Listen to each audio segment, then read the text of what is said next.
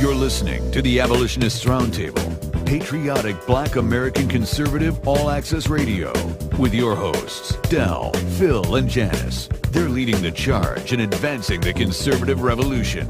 Join the conversation at 734-822-1600. Hello, I'm Milt, and this is Logically Speaking Uncensored, National Heterosexual Recognition and Appreciation Month. June has been established as National Heterosexual Recognition and Appreciation Month, a month whereby those who appreciate the heterosexual process of procreation can take time to celebrate the glorious command in Genesis 1:28, which instructed heterosexuals to be fruitful and multiply and replenish the earth and subdue it. Yet life haters are busy destroying the importance of life by ignoring reports that since 1973, over 56 million babies have been aborted. Daily, life haters attack the normalcy of male and female relationships, which are essential for the heterosexual process of procreation. Daily, those who hate Judeo-Christian values belittle, assault, and kill Christians and Jews in an effort to deter and stop their life appreciation influences upon humankind. Daily, confused people are being overwhelmed with propaganda that God made a mistake when he ordained heterosexuals as the exclusive vessel for human life, and that it is acceptable for young children to be encouraged and indoctrinated into the belief that there is an alternative lifestyle to being a heterosexual, dismissing the fact that there is no alternative style to life.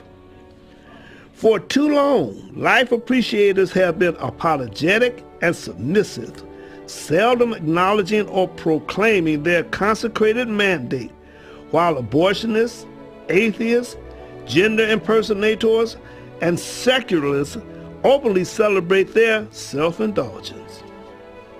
It is time for life appreciators to extend their convictions beyond passivity and counterbalance those who seek to dominate our most defenseless and precious human asset, our children, who on a daily basis are being corrupted physically, psychologically, socially, and spiritually. This is child abuse. Therefore, heterosexuals should stop trying to change the preferences of those who reject them and dedicate their time to saving children by teaching them to recognize, appreciate, and praise God for the glorious gift of life. The foundation of humanity is predicated on procreation, marriage between a man and woman, family, children, and a reverence for God. When a nation diminishes and decimates its population by abortions, while their enemies increase their population, that nation is signing a prescription for defeat. It is time for individuals, groups, organizations, businesses, and churches to unite in truth and negate lies with positive events and programs that exalt and counter distortions and the culture of death by standing up and speaking out. And in June, participate in National Heterosexual Recognition and Appreciation Month and inform the nation that you celebrate life and you are not afraid to be right. I am Milt, Logically Speaking Uncensored, saying, think about it.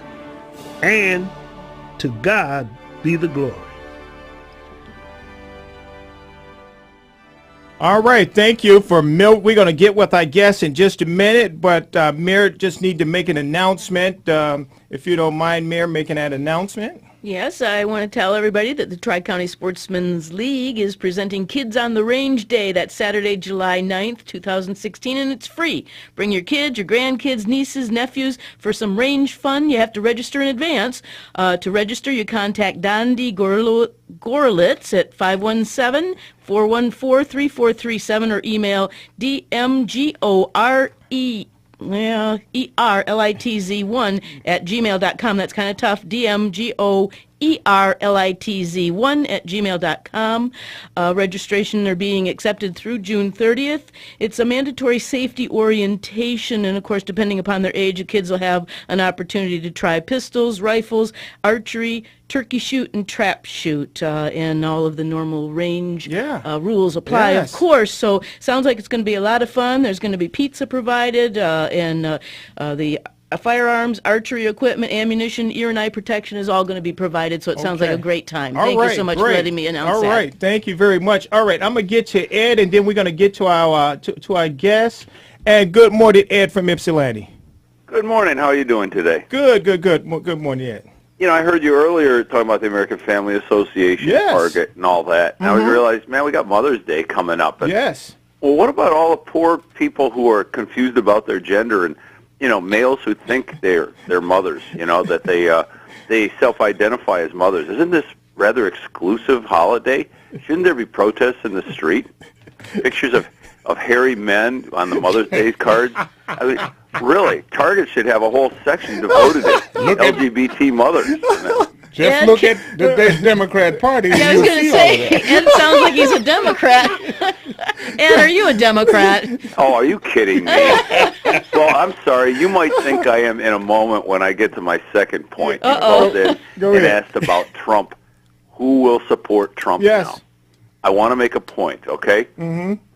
There are those of us, now there are never Trumpers, all right? I am not a never Trumper. I am a not Trump now. There's quite a distinction. I have never thought Trump was a reasonable candidate for the Republican Party nomination. Never. I've thought he's quite the opposite.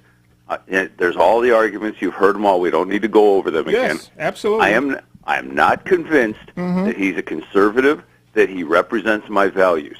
That's my point. Could I ask right now, I am not convinced. So given that I'm not convinced, he has to convince me, just as he has to convince the general populace, that he is a worthy candidate. So I'm really getting tired of, and I'm not saying you did it, I'm just a general rant here. I'm getting tired of people who get on the air thinking that they're better than the rest of us because they're willing to accept Trump now. I have to take Trump now because if it's not Trump, it's Hillary. What about the Supreme Court? What about whatever, you know? And the point is that I am also part of we the thinking. I don't have to get in the general mindset or jump on somebody else's bandwagon and be belittled because right now I can't support Trump. All right. Now, that's not a problem. We want to thank you very much. We just have a guest this morning. Okay. Call back and we can continue this conversation. But thank you very much, Ed. I'll let you vent. I don't have a problem with that. Call back next week. We'll talk about it next week. But here, let's get to our guest because we have something that's very important that we need to talk about. We have with us Abraham Hamilton. He is a public policy analyst with the American Family Association, AFA. Go to afa.net. I want you to sign that petition, letting Target know that you're not going to support their store any longer if they're going to put your children at risk, if they're going to put our daughters at risk. And so I want you to go to that website, sign that petition, and let Target know where you stand. Not just Target, the NFL, the NBA, PayPal, and the rest of them. I want to say good morning this morning to our friend Abraham Hamilton. How you doing this morning? I'm doing fantastic, man. Good morning. Great to be with you all this morning. I'm sorry we had a few announcements, a little housekeeping that we had to take care of, but I'm glad that you were able to get up with us this morning. I just want to give our audience a little background about yourself. That you're a lawyer. You're also a assistant pastor. You have a degree in New Testament theology. And literature, and also you have a JD doctrine. So you are well versed in the law, and also you're well versed in spiritual law too. So you can give us a very good perspective of where we at today in America And I mean, the AFA is the American Family Association is an organization I've been following myself for at least 12, 13 years. So, but I'm very appreciative that they allowed you this morning to get up with us and share with us about how targets and other organizations, other companies want to put our children, want to put our family at risk. And I'm going to let you elaborate on that. Sure. Well, good morning. Glad to be with everybody. We at the American Family Association got wind of, well, let me say it this way. Target announced that it was changing its policies concerning its bathrooms, yes, its restrooms, its dressing rooms, and its changing rooms to allow individuals to use the facilities that they identify with. Yes. Now, that's fancy gobbledygook language to basically say if a man feels at any particular moment like a woman, then they will be given carte blanche in every Target store in America to utilize the women's restrooms, women's changing rooms, dressing rooms, and so on. Yes.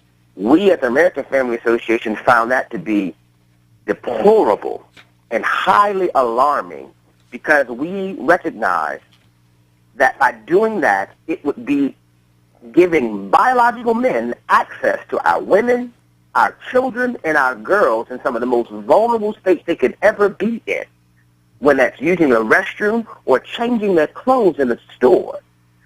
Now, Target's goal in doing that was to extend kind of an overture to the transgender community. Yes. However, the American Family Association recognizes it as danger because it provides cover for sexual predators and other deviants and criminals of all sorts to utilize this policy as cover to get access to apply their nefarious purposes and create new victims in Target stores. And that's right. And we used to call that guy Peeping Tom.